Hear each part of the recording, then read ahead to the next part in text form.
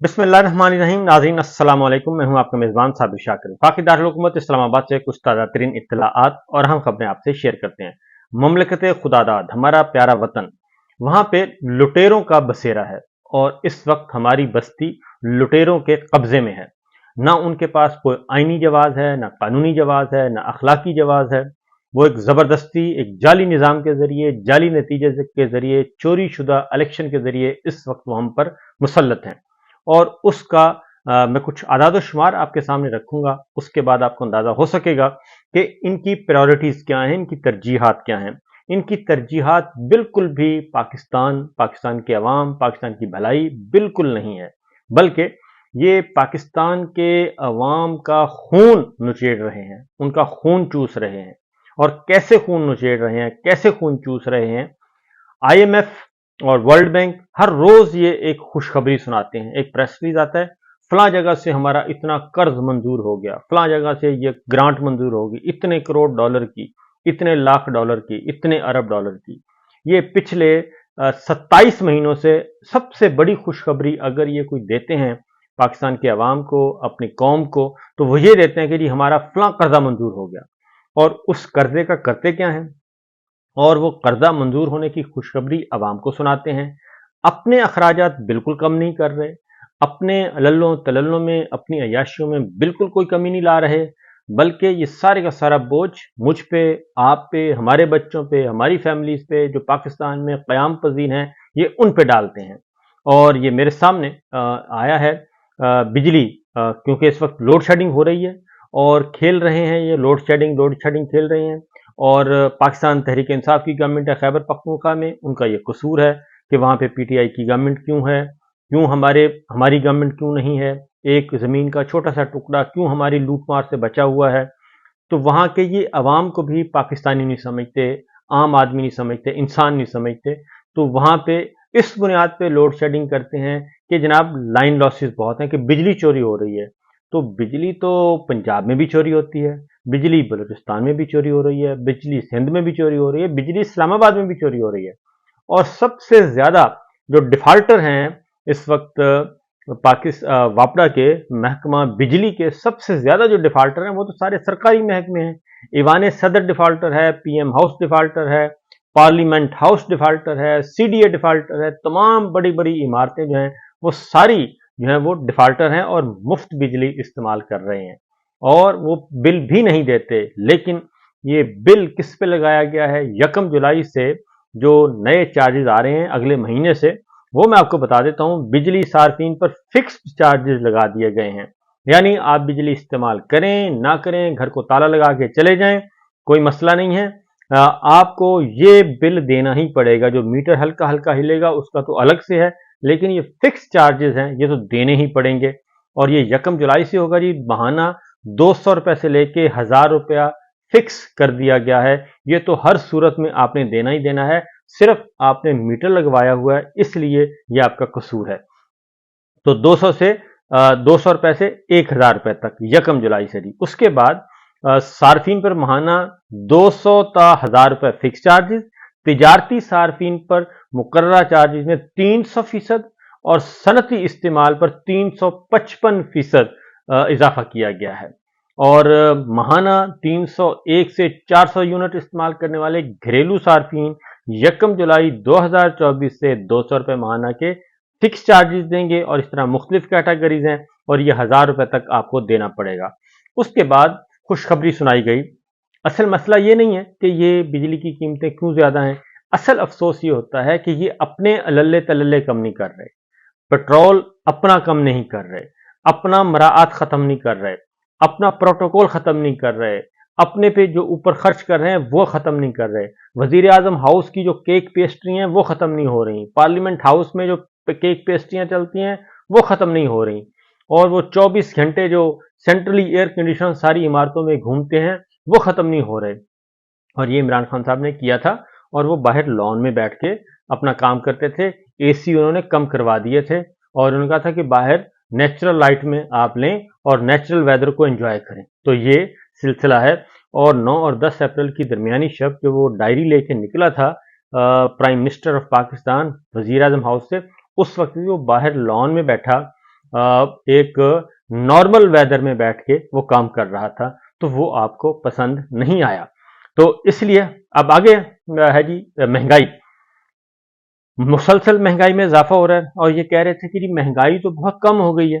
تو میری بات ہو رہی تھی ایک ماہر معیشت بہت ہی اچھے، وہ کہتے ہیں 38% تک مہنگائی گئی، اور اب اس سے اوپر اضافہ ہو رہا ہے۔ پچھلے سال 38% ہوئی، اس سال جو 38% ہے اس میں مزید 12% اوپر جا رہی ہے۔ تو یہ اس کو کہہ رہے ہیں کہ 12% پچھلا نہیں بتا رہے، اس سال کا بتا رہے ہیں کہ اس سال 12% بڑھے گی۔ 38% پچھلے سال بڑھی، اس میں 12% اور ایڈ کر لیں تو یہ کتنے پرسنٹ ہوگی؟ یہ ہوگی جناب 50%۔ یہ 50% مہنگائی بڑھی، لیکن یہ کہہ رہے ہیں 12% بڑھی۔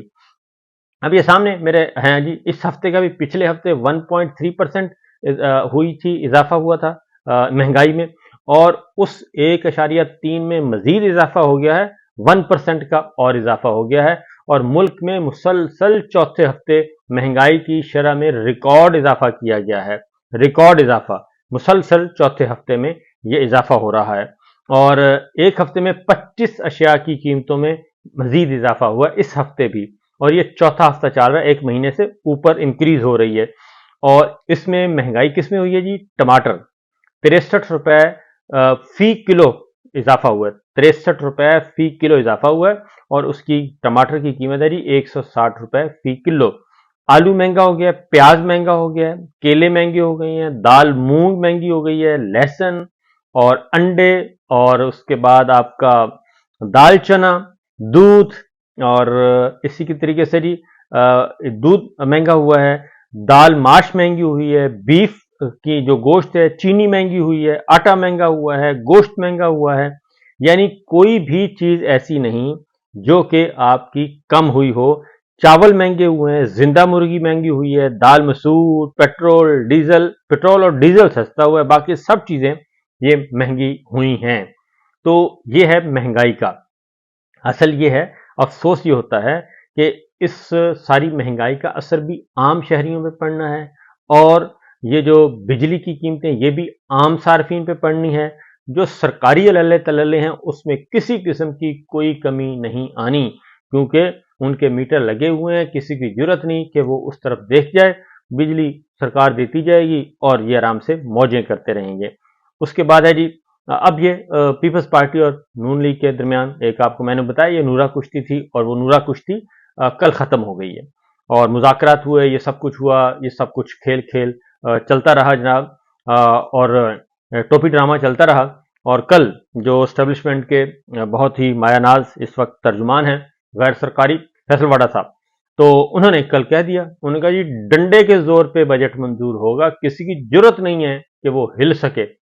اب ان سے پوچھا گیا جی پیپلز پارٹی، انہوں نے کہا میں پیپلز پارٹی کو کیا جانتا ہوں، میں بتا رہا ہوں کہ ڈنڈے کے زور پہ ہوگا، ڈنڈے کے زور پہ ہوگا، ڈنڈے کے زور پہ ہوگا۔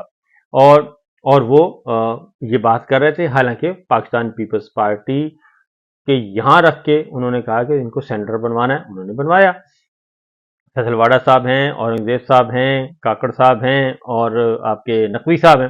تو بہرحال فیصل واڈا صاحب کی بات پوری ہوئی، اور چند گھنٹوں کے بعد خبر آئی کہ جناب پیپلز پارٹی کے تحفظات دور ہو گئے ہیں، اور اب وہ بائیک آؤٹ ختم کرے گی، اور کل سے بجٹ سیشن کو اٹینڈ کرے گی اور اپنا حصہ ڈالے گی اور اس کو اپروو کروائے گی۔ تو یہ ہے صورتحال اور یہ ہے سچویشن۔ آگے بڑھتے ہیں جی کچھ اور خبروں کی طرف، کیونکہ خبریں بہت زیادہ ہیں، اور میں نے کہا ذرا پہلے آپ کو بتا دوں کہ یہ ساری صورتحال ہے، تو ان حالات میں آپ ذرا خود سوچیں کہ ان کو کیا ملے گا، اور پاکستان کے عوام کیا سوچیں گے، پاکستان کے عوام ان کو کیا دے سکتے ہیں، سوائے اس کے کہ ان کے تو دکھوں میں اضافہ ہو رہا ہے۔ تو اسی طریقے سے جی پاکستان پیپلز پارٹی نے ختم کر دیا، اور اس طریقے سے یہ معاملہ ہو گیا ہے اب ختم۔ دوسری جانب یہ کیا کر رہے ہیں؟ یہ کر رہے ہیں کہ اب عوام جو ہیں وہ اٹھیں بھی نہ، احتجاج بھی نہ کریں، اور پاکستان تحریک انصاف نے دفعہ 144 کو لاہور ہائی کورٹ میں چیلنج کر دیا ہے اظہر صدیق صاحب نے، اور وہ دفعہ 144 پورے صوبے میں لگا دی گئی ہے، اور ساتھ ہی پاکستان تحریک انصاف نے دفعہ 144 کی بھی مذمت کی ہے، اور انہوں نے کہا کہ یہ دستور سے انحراف ہے، اور یہ صرف اور صرف سیاسی اسیران کو جیل میں رکھنے کا قانونی اور اخلاقی جواز پیدا کر رہے ہیں، اور وہ بھی نہیں رہا۔ बेशुमार इस वक्त लोग हैं जो कि गल सड़ रहे हैं बेचारे जेलों में बगैर किसी मुकदमे के, बगैर किसी ट्रायल के। और पाकिस्तान तहरीक इंसाफ ने यह भी कहा है कि शहरियों के बुनियादी आईनी हुकूक सलब करके गैर एलानिया मार्शल लॉ नाफिज कर दिया गया है। और पीटीआई दस्तूर से मुजरमाना इनहराफ की हर कोशिश के खिलाफ मज़ाहमत करेगी और दफा 144 के नाम पर नोटिफिकेशन के जरिए शहरियों के हकूक मुअत्तल कर दिए गए हैं और चीफ जस्टिस से अपील की है कि वो 144 की आड़ में बुनियादी हकूक सलब करने का नोटिस लें। तो मुझे नहीं लगता कि ऐसा कुछ होगा। हाँ, अलबत्ता जो रिलीफ मिल रहा है, अदालतें अभी तक रजिस्ट कर रही हैं 9 मई के मुकदमात, अभी उसमें पानी में मधानी मारी जा रही है जी, और पानी से कोशिश कर रहे हैं कि मक्खन निकले, वो निकलना नहीं है। उमर सरफराज चीमा, साबिक गवर्नर डॉक्टर यास्मीन राशिद, एजाज चौधरी साहब, इनके मुकदमात की समाअत थी और 25 जून तक मुलतवी कर दी गई है। जमानतों पर दलाइल मांगे जा रहे हैं और एटीसी जज थे अरशद जावेद साहब रुखसत पर थे, ड्यूटी जज ने इसकी समाअत की है। और थाना गुलबर्ग, नसीराबाद, मॉडल टाउन, ये वो मुकदमात हैं 9 मई के, और उनकी अभी तक जमानतें ही नहीं हो रही और 1 साल से ज्यादा का अरसा गुजर चुका है ये सियासी असीरान पे। इसी तरीके से इमरान खान साहब की दरखास्त जो है इलेक्शन में मुबैना धांधली की दरखास्तों पे जल्द समाअत के लिए सुप्रीम कोर्ट से रजू कर लिया गया है। और हामिद खान साहब जो कि पाकिस्तान तहरीक इंसाफ के वकील हैं, उन्होंने एक दरखास्त दी है। 8 फरवरी इंतखाबात में धांधली की इंक्वायरी की दरख्वास्त जेर इल्तवा है, उन्होंने कहा चीफ जस्टिस साहब से, और मैं वापस आ गया हूँ, लिहाजा ये दरखास्त अर्ली हेयरिंग की दरखास्त है, जल्द समाअत की दरखास्त है, इसको मुकर्रर किया जाए। और 25 जून की तारीख मांगी है जी, 25 जून को वो कहते हैं इस तारीख दरखास्त को हमारी सुना जाए, जो कि इलेक्शन में धांधली हुई है, मुकम्मल तौर पे हुई है, और इसका तदारुक करने के लिए सुप्रीम कोर्ट में पिटीशन पेंडिंग पड़ी है।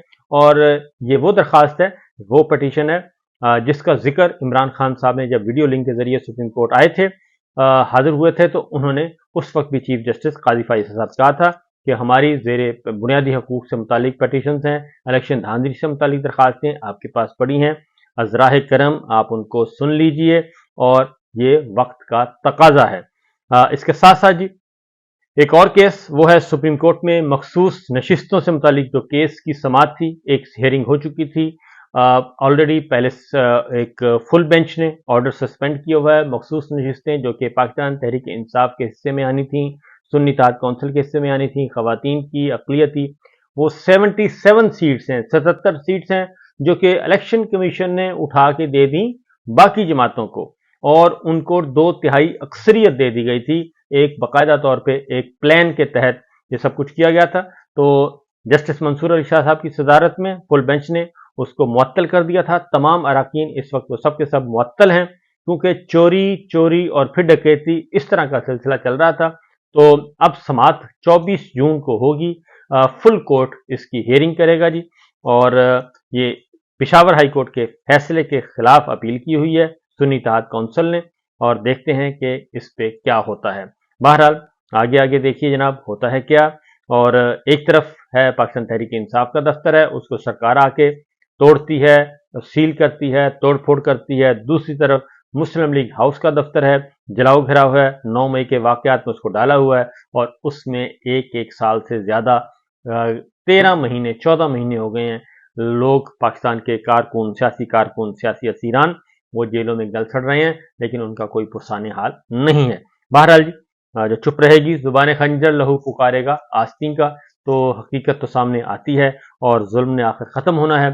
तो पाकिस्तान ने कायम रहना है रूल ऑफ लॉ पे, सुप्रीमेसी ऑफ कॉन्स्टिट्यूशन पे, दस्तूर पे, जमहूरियत पे ही कायम रहेगा। अदरवाइज कोई और सिस्टम पाकिस्तान में आज तक कामयाब नहीं हुआ। डंडे के जोर पे आप जो चाहें कर सकते हैं, लेकिन बिल आकर डंडे को भी फारिग होना होता है। इजाजत दीजिए, अल्लाह हाफिज।